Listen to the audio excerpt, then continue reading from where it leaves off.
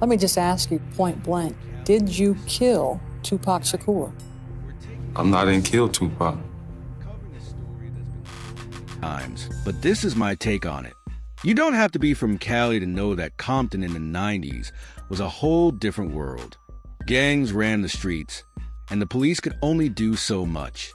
In fact, some cops were even picking sides. Yes, officers were tied to certain sets. Believe it or not, some would drop people off in rival territory just to stir the pot. The gang scene today, it doesn't even compare to the 90s. Back then, you couldn't just claim a set. You had to earn it. You had to put in work, and an OG had to vouch for you. Baby Lane. See, Orlando Anderson wasn't a stranger to any of that. He was about his business. He wasn't out there playing games. It was always on sight with him. He was young, wild, and had no hesitation. If he had to, he would take you out in front of a cop. If necessary, he'd put in work using one of his baby mama's cars. He was just one of those people you did not want problems with, at all. Now, Orlando was actually a smart kid. He went to school every day and got good grades. I don't think being in the streets was ever part of the plan. But two things happened. He grew up in a certain neighborhood. All his friends were Crips.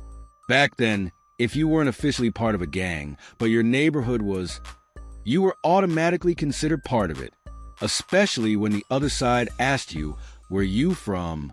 So at some point, you had to pick a side. As a young kid, hanging around certain friends, he eventually got into trouble.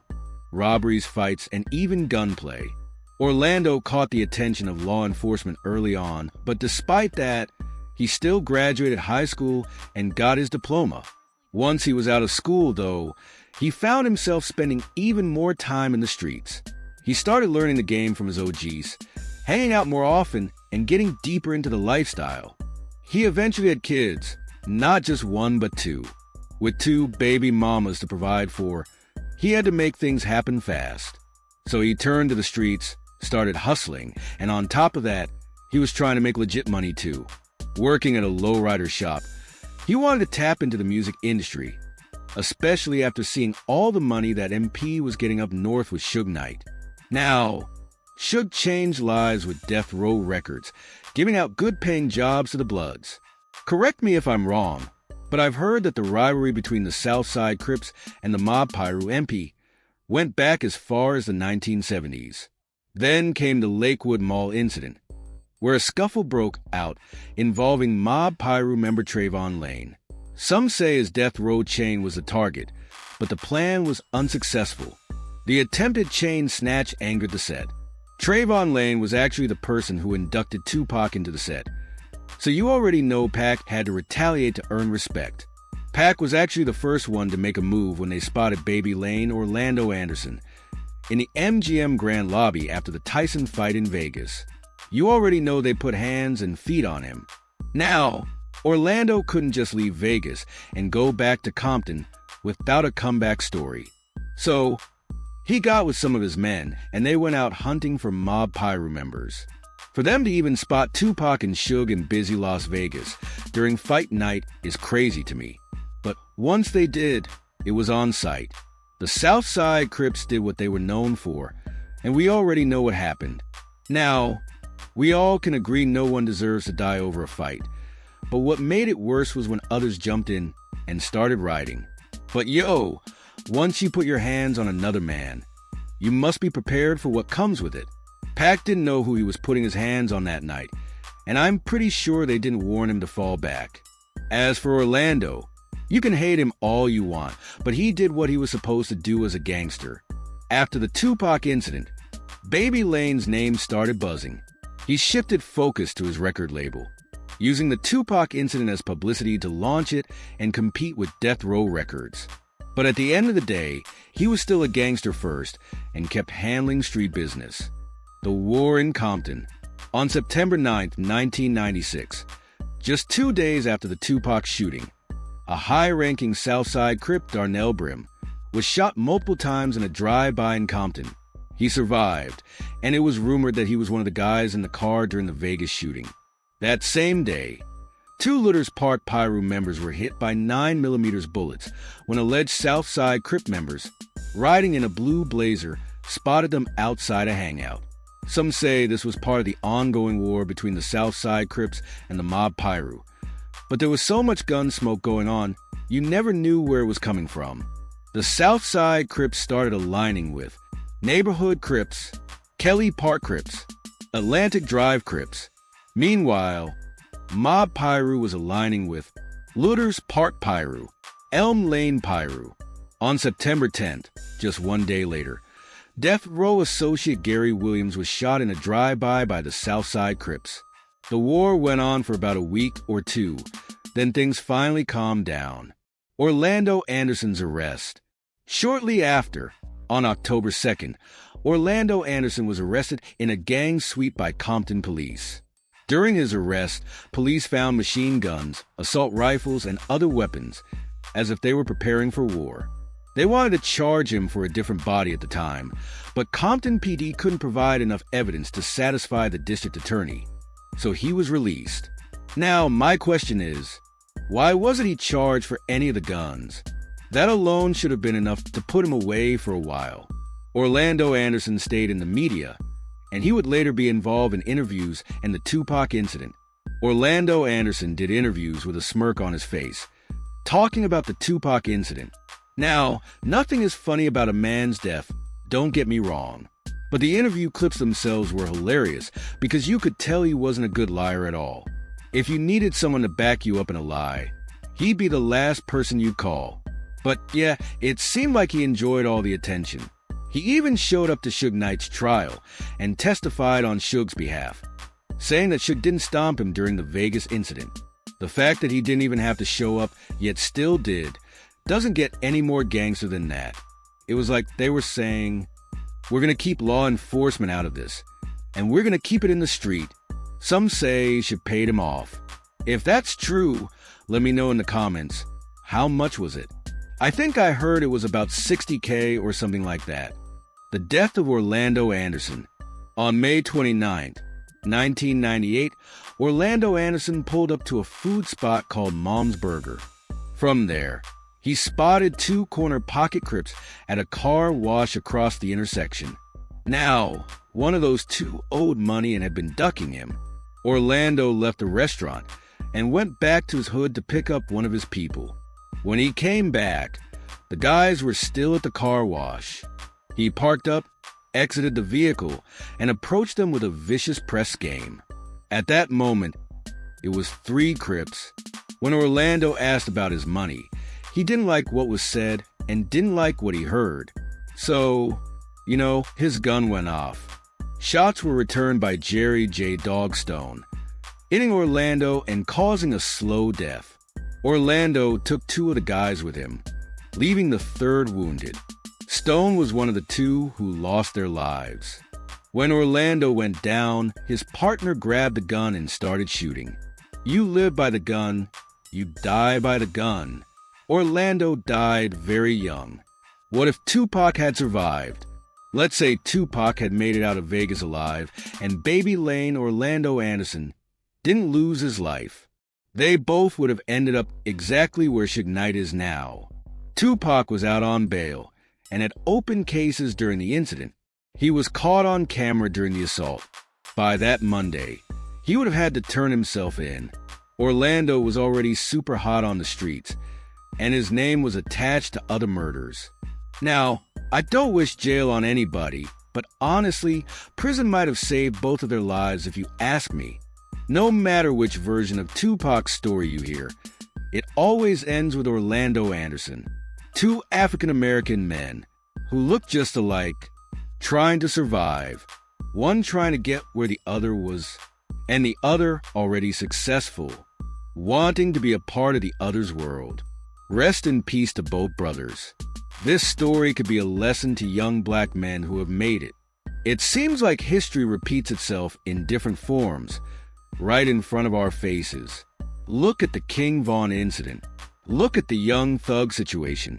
If you're a man, of course, defend yourself at all costs.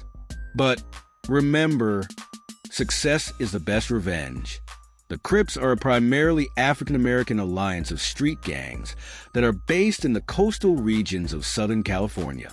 Founded in Los Angeles, California in 1969, mainly by Raymond Washington and Stanley Williams, the Crips began as an alliance between two autonomous gangs and developed into a loosely connected network of individual sets, often engaged in open warfare with one another. Its members have traditionally worn blue clothing since around 1973. The Crips are one of the largest and most violent associations of street gangs in the United States. With an estimated 30,000 to 35,000 members in 2008, the gang's members have been involved in murders, robberies, and drug dealing, among other crimes. They have a long and bitter rivalry with the Bloods. Some sources suggest that the original name for the alliance, Crips, was narrowed down from a list of many options and chosen unanimously from three final choices over the Black Overlords and the Assassins. Crips was chosen to reflect the young age of the majority of the gang members. The name evolved into Crips when gang members began carrying around canes to display their pimp status. People in the neighborhood then began calling them Cripples, or Crips for short. In February 1972, the Los Angeles Times used the term. Another source suggests Crips may have evolved from Cripplers, a 1970s street gang in Watts, of which Washington was a member.